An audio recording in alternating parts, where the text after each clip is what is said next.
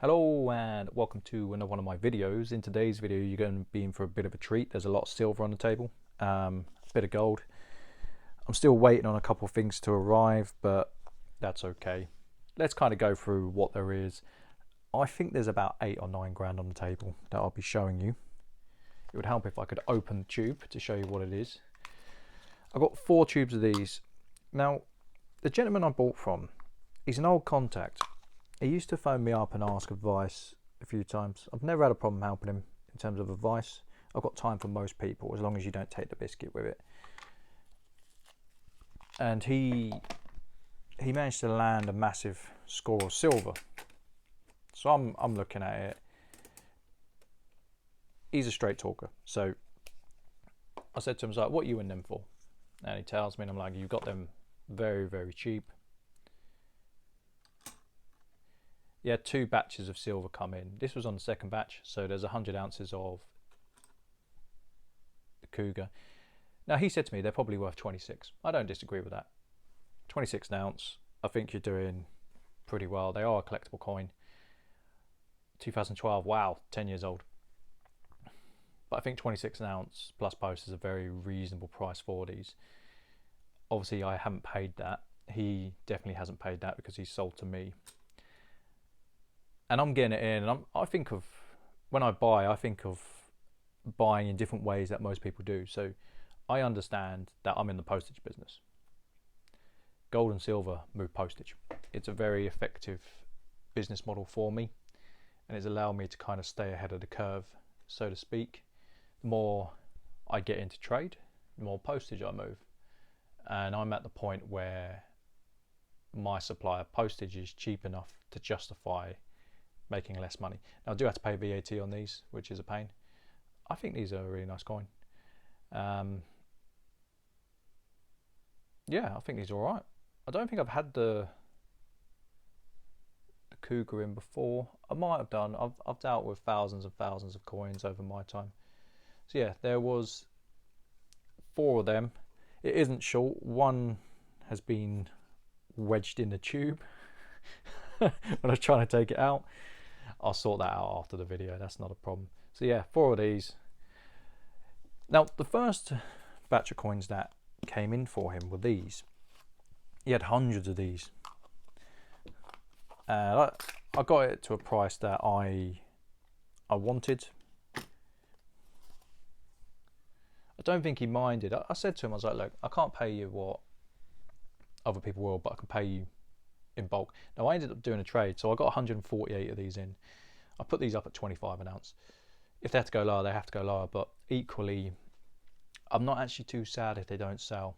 If I can move, say, half of them, and keep the other half, I do think prices are gonna creep. The world's in a lot of issues at the moment. There's a ton of things going wrong, and keeping cheap bullion to one side, that isn't a problem for me. Obviously I have to balance the books. There is give and take. I think these are just a pretty sweet design. I've had these in the past. I've had the chunkier ones, I've had the thinner ones. So the chunkier ones are kind of like the old school Mexican mint coins, the Libertads. I think they're a nice coin. So yeah, a lot of these came in, so I'm not going to put them all on the table, but they come in tubes like this. Unfortunately, the tubes are not great. I would have much preferred tubes like this. I didn't even know they come in tubes like this. I've never had them come in on tubes. I have seen the gold version as well. So yeah, nice little coin. Good for getting rid of postage. Now, that may sound counterintuitive to some people, but the way I've set my businesses up, so I've got about £25,000 postage I need to use for the business.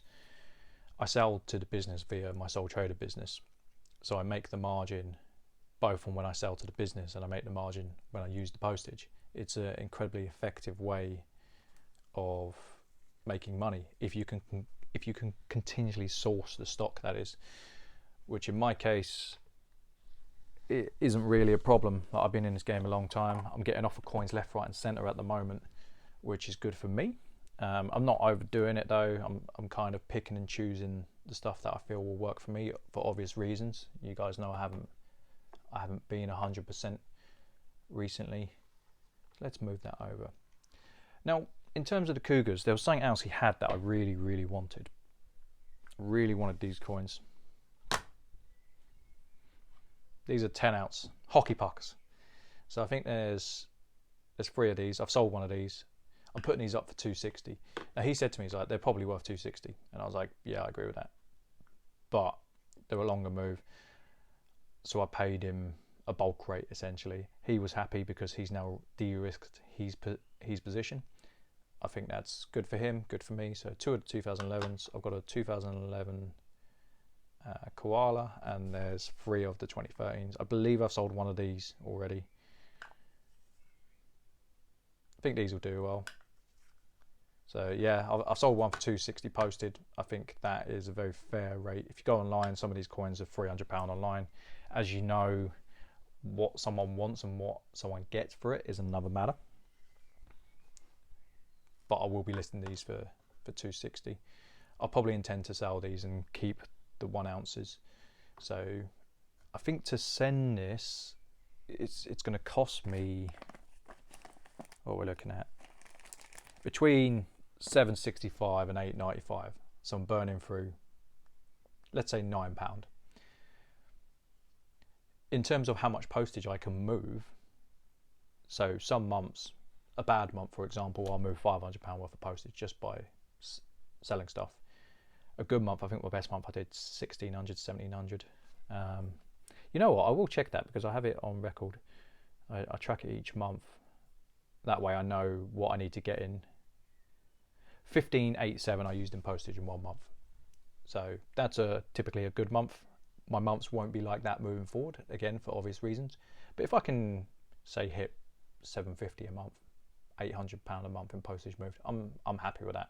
That's certainly not a problem. I think they're swish. I do like them. Now this was probably a bad trade. A client of mine wanted to sell this. I know his finances haven't been great. I try and look out for people where I can, within obvious context. You know, there's only so much I can pay. I paid him 98 on this and I swapped it out for 4 sovereigns. Was it a great deal on my behalf? Probably not. But the good thing for me is where I get a lot of sovereigns in, I can use a rolling average, and I'm trying to, like I said, put more precious metals into kind of the reserve, because I think it will go up. The reserve isn't what it used to be. It's nowhere near as large. I've kind of sold it down, but I am looking to increase my position on gold and silver in terms of bullion. So the cheaper I can get it, you know, the better. There is a natural cut-off point. There's some dealers who are buying it for spot. I don't personally pay spot. I pay over spot on silver.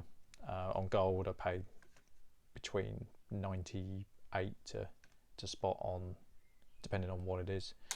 Also got these on. Now this is going to go against what I've just said, but there is a method in the madness. So spot price did drop a little. There was another dealer, he put these up. I don't typically pay this high on half sovereigns. However, it was a bundle. I think I paid £1.95 a coin. It's not where I want to be, especially on bullion. But when you look at it as a bundle, I reckon there's about 50 quid in it for me. So you've got a 2005 half, which is a rare coin. You've got a 2002. These are really easy movers. Like, I'm going to put 220 on these. I think they're sell at 220. I don't think I'll have any issues selling them at 220.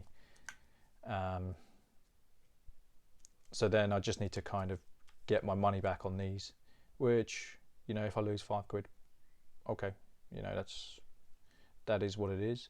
Again, it moves a bit of postage and I get to have the value creation here for me. I thought the other dealer sold it cheap. He literally put it up and I was like, yeah, that makes sense. And then loads of other people are like, Sean, I see you buy. I don't typically buy much from the groups. It's usually people who come to me or my professional network or a lot of auctions these days. But yeah, that's kind of like a tutorial in terms of what I've bought, the rationale for buying it. You know, will it blow up in my face? I know spot has dropped slightly. It'd be okay. Like, my main concern is I want to move these. See, I don't think of business in the way that other people do. I once heard a story I think it was from a gentleman who, he does trade precious metals, but he used to work for one of the, I think it was Ann Summers. I think he said it was Ann Summers. He was in the buyers department or something like that. Lucky guy. But he was saying that they make 50 grand a year or something like that just on postage, where they charge a set rate and then the postage costs them less and then they're making money on it. Maybe it was a month. I don't know, but sometimes you have to view the world another way. You look at the guy who ended up taking over McDonald's. He was like, I'm in the housing game, and he's right. He's in the property game. You need to kind of think of other ways to increase that margin, and that's the way I do it. I decrease the risk and increase the margin by focusing on moving product through the stamps, with the stamps, sorry. I hope you've enjoyed the haul. In terms of my favourite, because that tends to be a trend at the moment, it's got to be these. These are great. I haven't had a haul of these in a while. It did have kilo coins. I wasn't interested in the kilos myself. I said to him, I was like, I'll take the 10s. It'll de-risk your position. You can get rid of the kilos. And he was fine with that. I hope you've enjoyed the video.